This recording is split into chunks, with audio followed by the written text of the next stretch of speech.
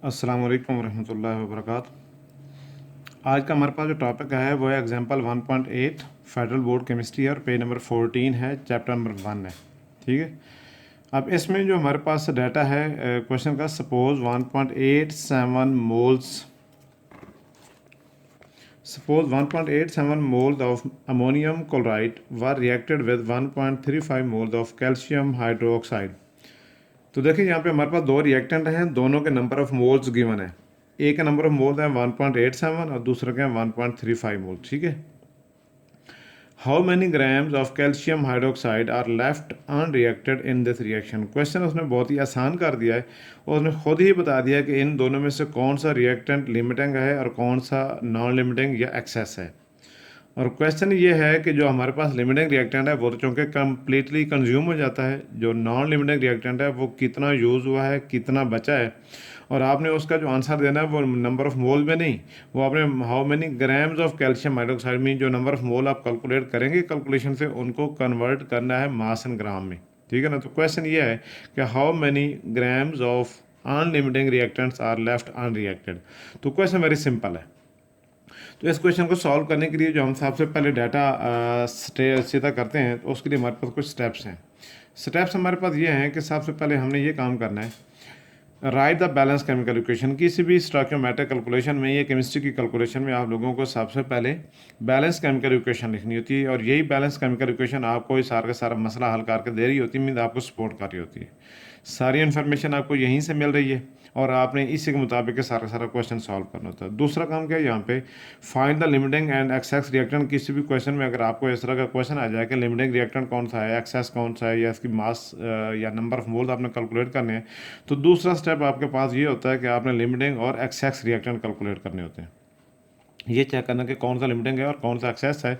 और मैं ऑलरेडी अपनी एक वीडियो में पहले बता चुका हूँ कि किसी भी बैलेंस केमिकल इक्वेशन में अगर number of moles of the reactants are not equal नहीं है, तो उनमें से लिमिटिंग रिएक्टेंट वो होगा जिसके नंबर ऑफ मोल्स ज़्यादा हैं।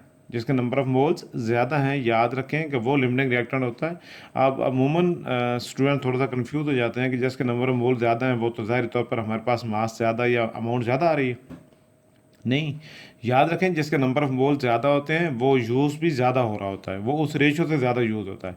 मीन अगर इस इक्वेशन में अगर मैं बात करूँ तो यहाँ पर कैल्शियम हाइड्रोक्साइड का 1 मोल है, तो यहाँ पर इसके 2 मोल्स हैं। तो जितना इसका यूज़ है ना, तो अमोनियम क्लोराइड का यूज़ इससे डबल है। तो जिसका यूज़ ज़्यादा होगा वो जल्दी ख़त्म हो जाएगा, और जो जल्दी कंज्यूम हो जाता है या कम्प्लीटली कंज्यूम हो जाता है वो लिमिटिंग रिएक्टेंट होता है। ठीक है। तो आप बहुत सारी एग्जांपल को सॉल्व करके इस चीज़ को कंफर्म कर सकते हैं कि एक ऐसी क्वेश्चन जिसमें number of moles of reactants are not equal, then the reactant which has the greater number of moles is limiting reactant. ठीक है। वो हमेशा ही लिमिटिंग रिएक्टेंट होता है। अच्छा, अब यहाँ से तो हमें पता चल गया कि हमारे पास जो NH4Cl है जिसके नंबर ऑफ मोल्स 2 हैं, ये लिमिटिंग रिएक्टेंट है, और कैल्शियम हाइड्रोक्साइड जिसके नंबर ऑफ मोल 1 है वो नॉन लिमिटिंग है या एक्सेस है। लिमिटिंग रिएक्टेंट सारा का सारा कंज्यूम हो जाएगा, चाहे वो 2 मोल हो या 1.87 मोल हो। अलबत्ता जो कैल्शियम हाइड्रोक्साइड है इसकी जितनी भी अमाउंट है ये सारी सारी कंज्यूम नहीं होती, कुछ ना कुछ अमाउंट इसकी बच जाती है। ठीक है। अब हमारा दूसरा स्टेप यहाँ से हो गया। तीसरा ये है कि compare the mass of excess reactant used with the limiting reactant, LR for limiting reactant. तो आपने चूँकि इस क्वेश्चन के अंदर ये कैलकुलेट करना है कि कैल्शियम हाइड्रोक्साइड के कितने मोल या कितना मास इन ग्राम बच गया है, तो पहले आप इसको कंपेयर करेंगे अमोनियम क्लोराइड के साथ, क्योंकि ये सारा सारा यूज़ हो रहा है 1.87 मोल। तो जब ये 1.87 मोल सारे यूज़ हुए थे, उस वक्त तक इसके कितने मोल यूज़ हो चुके थे 1.35 मोल में से। ठीक है। तो हम इसकी तरफ ही एक जाएंगे, बड़ा शॉर्टकट बड़ा प्यारा बताऊंगा। ठीक है ना, तवज्जो के साथ सुनना आपने। अगला क्या होगा, जब आपने इसकी कैलकुलेशन कर लिया तो सब्ट्रैक्ट द अमाउंट और moles of the excess reactant from the amount और मोल्स अवेलेबल। जो आपने कैलकुलेशन कर ली है, अब आपने क्या काम करना है, वो यूज क्वांटिटी आपके पास आ गई, आपने उसको इनिशियली अवेलेबल अमाउंट में से या अवेलेबल क्वांटिटी में से माइनस कर देंगे, तो अनयूज क्वांटिटी आ जाएगी। चाहे वो नंबर ऑफ मोल्स में आए, मास एंड ग्राम में आए, वॉल्यूम में आए, या नंबर ऑफ मॉलिक्यूल में आए, जो भी हमारे पास 3-4 स्टोइकियोमेट्रिक अमाउंट्स हैं या ठीक है ना क्वांटिटीज हैं, वो हम सारी की सारी कैलकुलेट कर सकते हो, तो माइनस करेंगे। और आखिरी है, अगर हमें ज़रूरत है तो हम मास इन ग्राम कैलकुलेट करेंगे from number of moles, from volume, या नंबर ऑफ मालिक्यूल्स, जो भी हमारे पास ऑप्शन हुआ उससे हम क्या करेंगे, मल्टीप्लाई करके हम इसका number of mass and gram calculate करेंगे। अच्छा, अब इस क्वेश्चन की तरफ मूव करते हैं। सबसे पहली चीज़ जो यहाँ पे डिस्कस करना ज़रूरी है कि देखें 1 mole of calcium hydroxide reacts with 2 moles of ammonium chloride and produces 1 mole of calcium chloride and 2 moles of ammonium hydroxide. ठीक हो गया। हमारे पास क्योंकि दो रिएक्टेंट है, दोनों में से एक लिमिटिंग है और एक एक्सेस है। लिमिटिंग है हमारे पास 2 मोल्स ऑफ अमोनियम क्लोराइड वाला अमोनियम क्लोराइड और एक्सेस है कैल्शियम हाइड्रोक्साइड जिसका 1 मोल है। अच्छा, अब यहाँ से हम एक ज़ुबानी कैलकुलेशन ये भी कर सकते हैं, क्योंकि इंटर टेस्ट में तो हमारे पास कोई कैलकुलेटर वगैरह नहीं होगा, तो हमें सारी कैलकुलेशन ज़ुबानी करनी पड़ेगी। तो हमारी कैलकुलेशन इतनी फास्ट हो कि हमारा जो आंसर है वो ज़ुबानी एग्जैक्ट आंसर है या उसके करीब तरीन पहुँचे। अब सबसे पहले देखें कि इसके 2 मोल्स हैं अमोनियम क्लोराइड के, तो इसका 1 मोल है। मीन जितनी क्वांटिटी इसकी यूज़ हो रही है ना कैल्शियम हाइड्रोक्साइड की, उससे हाफ है। कैल्शियम हाइड्रोक्साइड की इससे हाफ है। तो यही रिलेशन हम यूज़ करेंगे कि अगर 2 मोल्स ऑफ अमोनियम क्लोराइड है तो इसका 1 मोल है, और अगर हमारे पास अमोनियम क्लोराइड के 1.87 मोल्स हों तो इसका हाफ हो जाएगा जो यूज़ होगा। अब जब इसका हाफ होगा तो हमें इसके लिए कोई कैलकुलेटर की ज़रूरत नहीं है। हम सिंपल इसको 2 पे डिवाइड करके क्या कर सकते हैं 0.9, फिर ये जो 7 है ये 35 में कन्वर्ट हो जाएगा, तो 0.935 इसके मोल हो जाएंगे, यूज़ हो जाएंगे। ये विदाउट कैलकुलेटर है, ठीक है ना।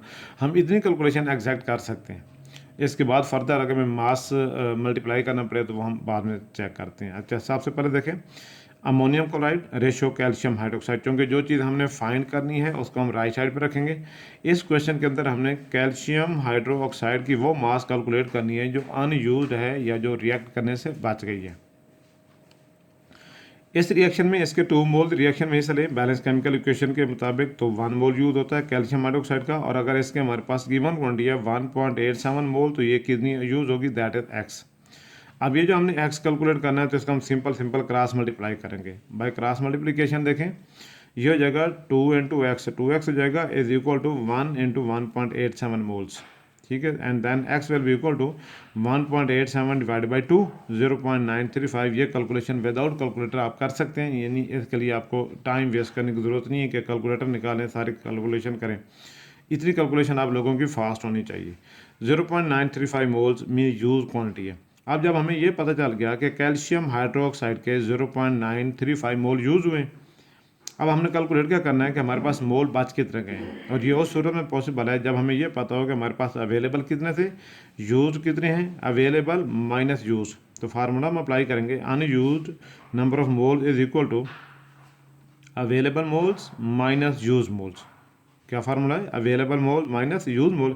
अवेलेबल हमारे पास शुरू में है, क्वेश्चन में गिवन है 1.35 मोल, वो हमने यहाँ पे नोट कर लिया। माइनस यूज है जो हमने अभी कैलकुलेशन किया 0.935, तो हमारे पास जो इसको माइनस करें तो आंसर आएगा 0.415। ठीक हो गया। ये हमारे पास है ये बच गए हैं अनयूज हैं। अब ये जो अनयूज नंबर ऑफ मोल्स हैं इनका आंसर हमने डायरेक्ट नहीं देना, हमने इनको मास एंड ग्राम में कन्वर्ट करना है। और मास एंड ग्राम में कन्वर्ट करने के लिए हम फार्मूला वही दोबारा अप्लाई करते हैं। फार्मूला हमारे पास है number of moles is equal to mass and gram over molar mass. अब हमने इसी क्वेश्चन में से, इसी फार्मूले में से इसकी यूनिट होती है ग्राम पर मोल।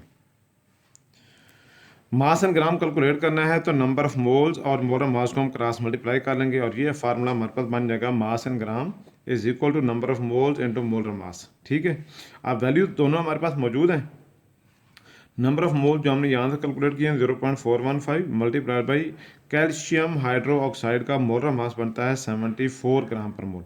अब अगर आप कैलकुलेट करें तो देखें कैल्शियम हाइड्रोक्साइड, इस मालिक्यूल में या इस कंपाउंड में कैल्शियम का एक एटम, ऑक्सीजन के 2 एटम है और हाइड्रोजन के भी 2 एटम है। ठीक है। तो हम इनका मास कैलकुलेट करते हैं। कैल्शियम का मास होता है 40 मल्टीप्लाइड बाई 1 प्लस ऑक्सीजन यहाँ पे 2 है तो 16 मल्टीप्लाइड बाई 2, क्योंकि ऑक्सीजन का मास नंबर होता है 16 प्लस हाइड्रोजन का मास नंबर होता है 1 तो मल्टीप्लाइड बाई 2 हो जाएगा।